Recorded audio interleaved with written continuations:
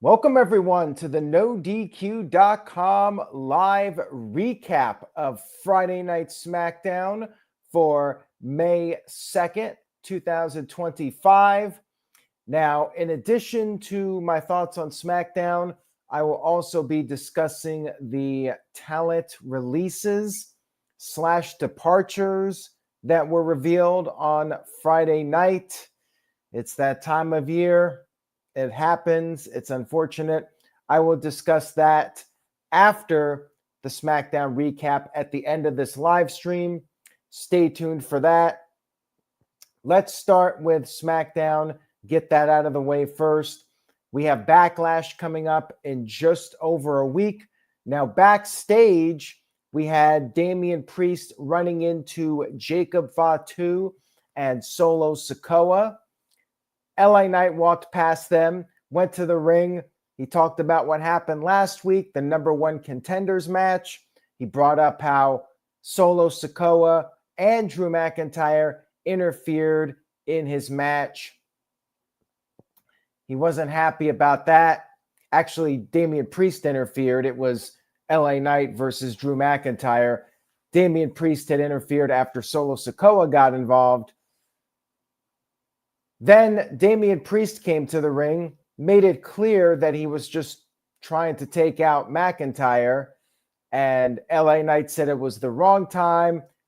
The bell rang because of Priest. Priest is the one who caused the disqualification, and Priest said he actually saved Knight from a Claymore and getting pinned 1, 2, 3. Things continued to escalate, and then Priest said, why not wait till later in the show? He said, get a ref down there. We had the match to kick off SmackDown. Damian Priest one-on-one with LA Knight. It was back and forth with these two. LA Knight was able to deliver the big elbow off the top, but Priest kicked out of that. And then they fought on the outside of the ring. They got back in the ring. Priest took down Knight with the razor's edge, but Knight kicked out. And then Priest went up to the top, but Knight caught him, hit the superplex. Then they were both outside of the ring again.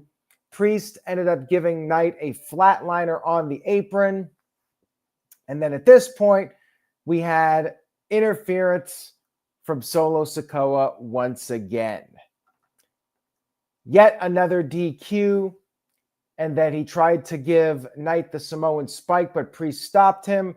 Solo then was taken down with the BFT. LA Knight and Priest were going to finish off Solo, put him through the announce table, but then Jacob Fatu ran out there and made the save for Solo. I was fine with the DQ. My only issue was that, as Ian would say, the match was way too long just to do a DQ. I have been conditioned to not care about these long-ass matches because in the back of my mind, I'm like, well, they're just going to do a DQ. So why do I even care who wins or who loses if they're just going to do a DQ in the end? And that's what I was thinking here when this match was set up. I'm like, I don't see LA Knight losing to Priest. I don't see Priest losing to LA Knight. They're probably doing a DQ. Then they do 2 commercial breaks for this match. And of course, we get the DQ. They could have accomplished the same thing with a shorter segment. Didn't need to be as long as it was. That's my criticism of it. We had Fraxium backstage interviewed for their match against Pretty Deadly. We had this tag match, Fraxium against Pretty Deadly. It was fine, but there was one moment where Prince got hurt. Frazier did the standing shooting star, and Prince got busted up. I'm not sure what happened to him exactly, but he was bleeding quite a bit. And the referee went to count, and I think Prince was supposed to kick out of it, but he didn't do it. And the referee just stopped the count. But the match did continue. Wilson was able to tag in there, and then Fraxium got the upper hand. They did their Spanish fly and Phoenix Splash combo and pinned Wilson to score the victory. Fraxium with another win. They continue to build up momentum. So good for them. Other than that little mishap, pretty solid match. Backstage, we had the Secret Hervis. They were upset about Chelsea Green's loss last week. They vented to general manager Nick Aldis. They wanted a recount. Aldis said they could have a rematch. Well, there could be a rematch, but it would not happen this week because women's champion, U.S. champion, Zelina Vega already booked in a match with Piper Niven. And then Aldis said if Piper wins, she'll be first in line for a championship match.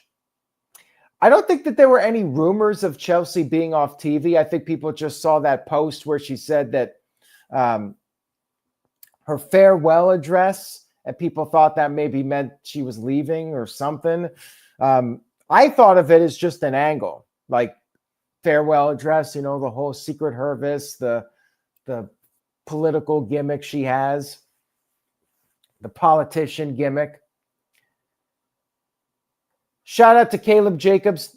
Caleb, I will get to your super chat when I talk about the Randy Orton segment, so stay tuned for that. I will answer that in just a few moments. I appreciate the super chat. Thank you.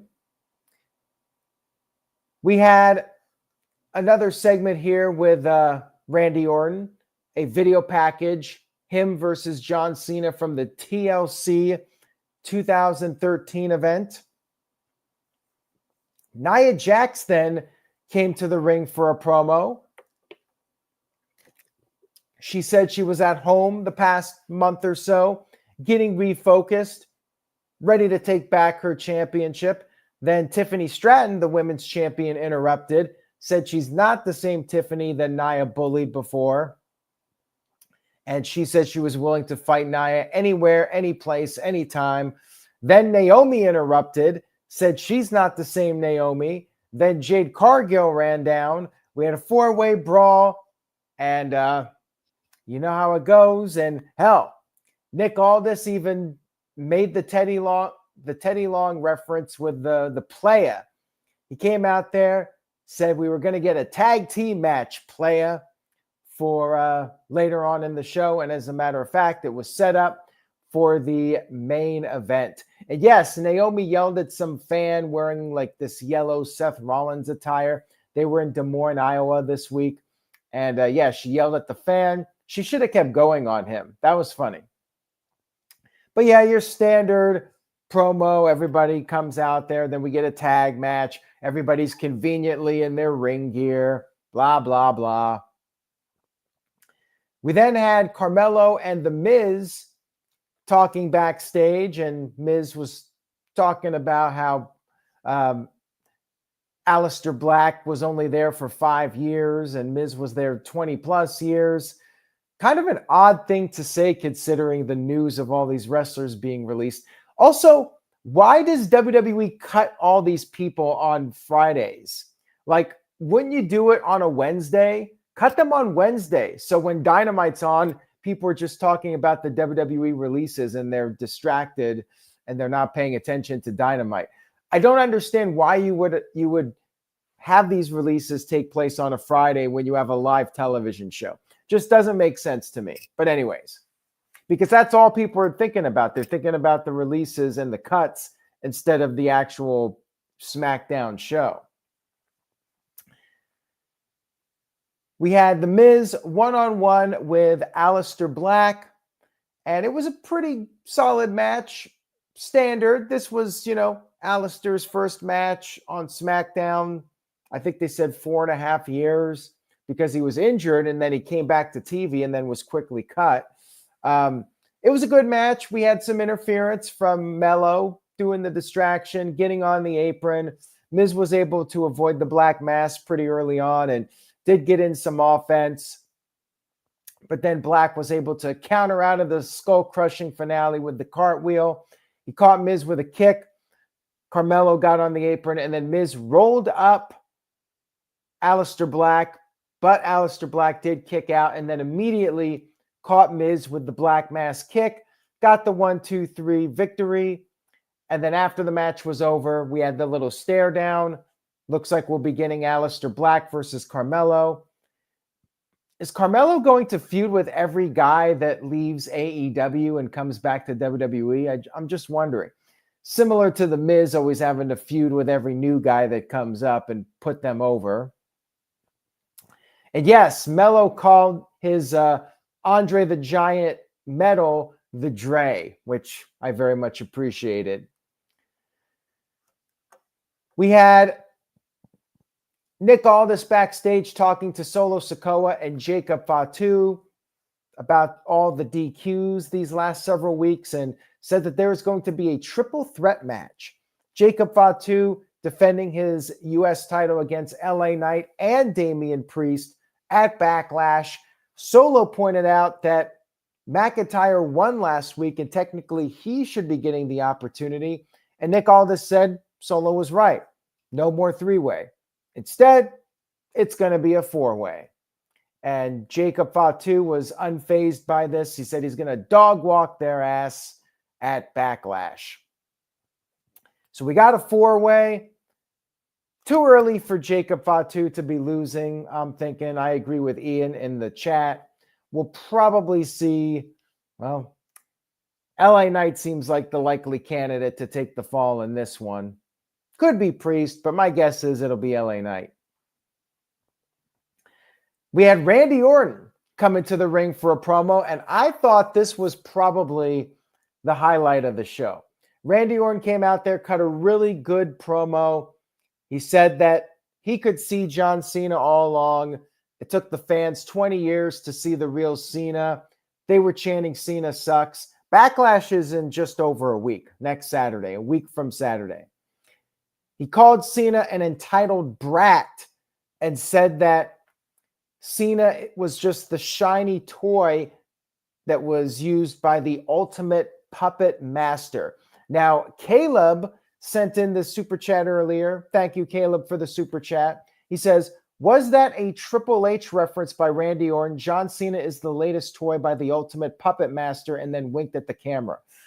I actually think that was a reference to Vince, because keep in mind, the majority of John Cena's career was under the Vince McMahon regime. And that's the story people always say about Vince McMahon. He likes to play with his toys. When he gets tired of them, he releases them and brings in his new toys to play with. They say that about Tony Khan, too. I mean, you could say it refers to any wrestling promoter. You know, the wrestlers are their toys. They're circus animals. Bret Hart would say they're circus animals. But yeah, I think it was a Vince McMahon reference. I don't necessarily think it was a Triple H reference just because Vince was the guy in charge for the majority of Cena's career. But thank you again, Caleb, for the super chat. Now, Orton continued, said that Cena was a cartoon character who took advantage of the PG era, didn't care about the boys in the back, only cared about his bottom line. And Orton brought up all the merchandise that Cena's putting out. Like every month there's a new merchandise for a new city. And the only thing that John Cena has raised, definitely not the WWE kids out there, but rather the price of his merchandise. Although we all know that's TKO, but yeah, go on. And Orton said that Cena has been selling his soul for the past 20 years. He said that he gives Cena credit for the hustle tee, but wasn't so sure about the loyalty and respect, and then brought up how Cena vows to erase the Orton family legacy, and that is going to happen over Orton's dead body. He said that he will become the latest legend that he has to put down at Backlash in front of his wife, family, and friends. And John Cena, he will get punt kicked and he will face the three most dangerous letters in sports entertainment, the RKO. I really enjoyed the segment. Randy Orton did a great job. Looking forward to Cena's response on next week's show. Simple, to the point, well done.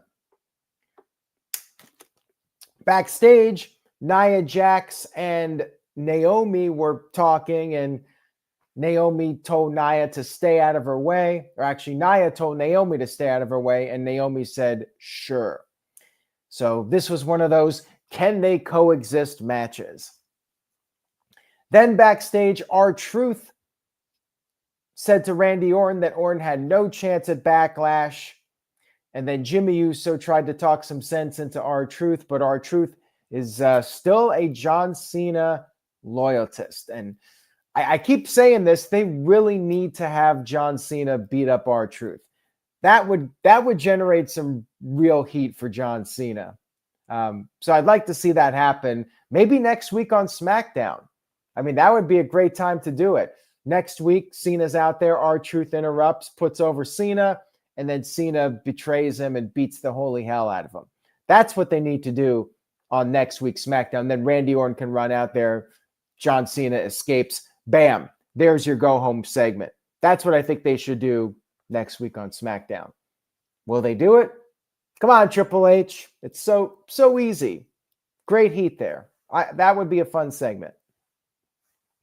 Next up, we had Rey Fenix versus Santos Escobar. Lucha match. Good stuff here with these two. Pretty standard. They were chopping each other quite a bit, and Santos was trash talking. He wants Fenix to join him and be part of Legado del Fantasma, but Fenix was being defiant. And then Fenix made his comeback after the break, did some big moves, top rope moonsault, the adios kick, and then the top rope meteora. Got the 1-2-3 victory. Pretty much expected this one. No real surprise here.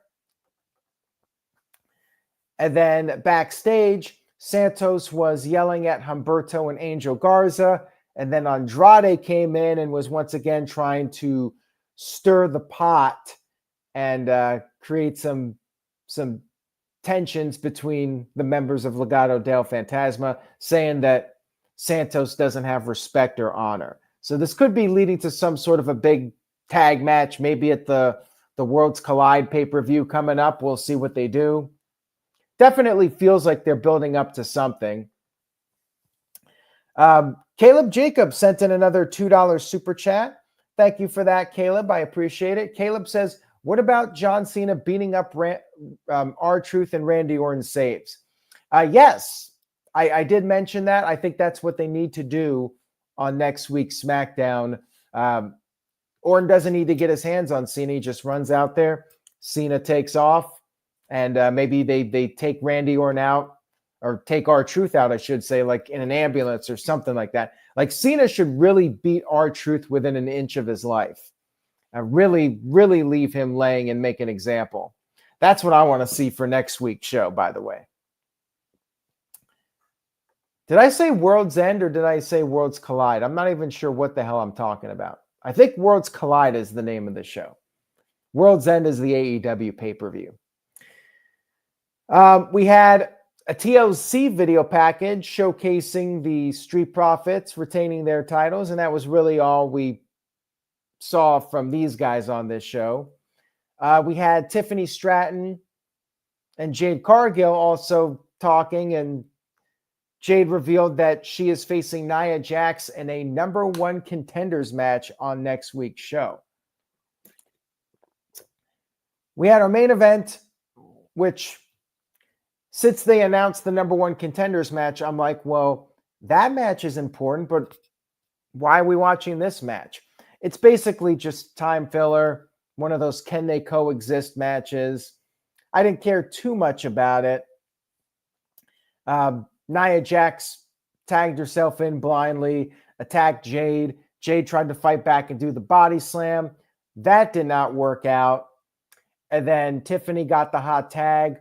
But then Nia regained the upper hand with the Samoan drop. Then Naomi tagged herself in, went for the split-legged moonsault, but Tiffany got her knees up. Then Jade tagged back in. She licked Naomi. Yes, she licked her in the face. Choke slammed her. Then Nia Jax broke up the pin. And then she tried to finish off Jade, but then Tiffany broke up the pin attempt with a swanton. Jade was able to powerbomb Nia out of the corner and get the 1-2-3 victory, which is interesting. So Jade beats Nia 1 week before their match. Then afterwards, Jade took the women's championship and held it up, put her by her shoulder, started to hand it over towards Tiffany, and then Naomi blindsided both of them. And then Naomi held up the championship at the end of the show. I mean, it's possible they could be doing another multi-way match, maybe another 4-way with these women, just like they're doing with the men. I don't know. Ending was all right, but yeah, it kind of felt like a filler match. All in all, I thought SmackDown was very average. I did like the Randy Orton promo, and the wrestling was solid, but again, I am just counting the days until they go back to 2 hours. They could have cut out several segments from this show, and it would have flowed a lot better. It just feels overly long. They stretch out these segments, and I'm ready for the 2-hour SmackDowns to return. I give it 5 out of 10. 5, very, very average. Just this is what a regular SmackDown would look like. Caleb Jacobs sent in a $2 super chat. Thank you, Caleb. Says, R-Truth's next shirt, never meet your heroes. Well, maybe that'll be his shirt, you know. After John Cena beats him up, he comes back. That could be his new t-shirt. You got to tweet him. Go message Ron Killings and give him the idea. Hopefully somebody in WWE has heard this idea for Cena and R-Truth. Like, it's just easy money. Like, how do you not capitalize on that and have John Cena beat the crap out of R-Truth? Especially now that R-Truth is backing up John Cena. All right, let's get to the releases. Quite a few notable people were cut. I mean, there were your NXT cuts, some lower level people, but there were definitely a few surprises that I was not expecting. So, and a few I was. I do want to say this because, as usual, you see the outrage on social media. People are like, oh, Big Nose is evil, cutting all these people. TKO only cares about money, record profits. This has been happening for decades. I always say this every time this happens. It sucks when people lose their jobs. There's no positivity about this, but their roster is bloated. They hire a ton of people. They have way more people than they can utilize. You got Raw and SmackDown, very long shows, by the way, that need to be shorter. Then you got NXT. Then you got Evolve. Then you got AAA now. And there's just too many people that you can build the company around. So at the end of the day, cuts get made. And this happens in sports, and it happens in entertainment and productions. When you have too many people, you make cuts, and then you bring in new people. And in a television environment like WWE, you have to freshen up the product with new characters. You can't keep using the same people for years and years. Eventually, the audiences will get tired of it. You have to keep making new stars. This goes back to the 90s. The reason WWE was able to get ahead of WCW was because they made new stars. You can't keep relying on the past forever. You have to keep building up new talent and pushing new talent. So at the end of the day, not everybody is going to stay on the roster, and it's going to change. So everybody's saying they're an evil company. I mean, it's just business. And some of these people got a second chance, third chance, and had decent runs. Braun Strowman was a somewhat surprise, but also he's been getting hurt, and he's up there a little bit. You know, you're a bigger guy. You're going to have more of a shelf life. I feel like they could have done maybe a little bit more with him, but at this point, you got all these new monsters you're trying to build up. You got Bronson Reed, you got Braun Breaker, you got Oba Femi. So you have a lot of these guys that they're trying to build as the future monsters. It would have been nice to see him get like a better send-off, I think. So yeah, that sucks. As far as Kaden Carter and Katana Chance go, they never really got over as a tag team. But then again, WWE didn't do the best job of booking the women's tag team division. I'm not all that surprised about them. Dakota Kai, I am surprised just because I felt like she had a lot of talent and she was well liked, but something was up these last couple of days when she went on social media and said that she wasn't hurt and she missed wrestling. That was maybe the warning sign that something was coming, and maybe she knew her days were numbered. But again, kind of like with Strowman, the injuries are going to be a factor. And if somebody is getting hurt a lot, that could play a role in their future. Somehow Zoe Stark was not on the list, at least what we know at this point. I mean, more names could come out over the next couple of days. Shayna Baszler, which I thought she was going to be cut when Sonya Deville got cut. The fact is with Shayna, I feel like she lost a lot of her prestige that she had in NXT. When she was on top in NXT, she was the real deal. But then, gradually over time, when she got to the main roster, her stock just slowly declined. And it got to the point where she really lost all value, I think. And part of that is how she was booked for sure. And also, again, after 4 or 5 years on the main roster, at some point, you got to start focusing on new talent. Not really surprised at all about Shayna. And then we had a couple of NXT ones. Cora Jade really surprised me. I know she's also been injured, and that can be a factor, but people were thinking she was going to be a really big deal. And, CM Punk has coached her, and I'm just surprised. I figured, she would have been safe, and people would have been vouching for her and making sure she was staying on the roster. A little bit surprised about her. And then some of these other names, Gigi Dolan, a little surprised. They didn't even give her a real chance to be on the main roster, and I thought she was talented. I think she should have gotten more of an opportunity. And then Riley Osborne, not surprised. Jakara Jackson, not really surprised. Eddie Thorpe, definitely not surprised. I mean, he was on one of those recent pay-per-views, and I was like, well, guy doesn't really stand out. So I hate to say it, but didn't stand out to me. And then Gallus was cut. I mean, they've been around in NXT for a while, and I said this on one of the streams a while back. These guys that have been in NXT for 4 or 5 years, either you get called up, or I think the company should let them go.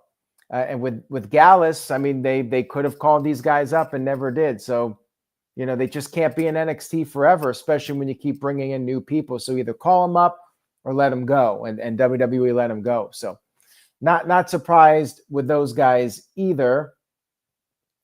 And I think for now, those are all the names. There might be 1 or 2 more that came out. Actually, I think there might have been a few more, but more NXT names that aren't really going to come as surprises. One of those guys that was doing the Evolve shows, I forgot his name. He got cut too. But yeah, I'm not really surprised about too many of them. A little bit about Braun, just because I feel like if he was going to wind down his career. Like they'd give him like a nice send off or something. And Dakota was a little surprising, and Cora to a degree. All right, guys, that's all I got for now. I'm sure we'll talk more about this and get more opinions coming up on the No DQ review. So thank you guys for watching the stream. And if you enjoyed it, please give it a thumbs up, tell a friend, spread the word about the No DQ channel. Some new content, not the typical live streams. A new series is coming up. I will be filling you all in on that in the near future with some details. So stay tuned. It's going to involve members of the No DQ panel. I think you guys will enjoy it. Have a great weekend, everyone. Stay safe out there. I will be back Monday night as we head towards the final week before Backlash. Take care, everyone. Say yes to NoDQ.com, and I will see you all next time.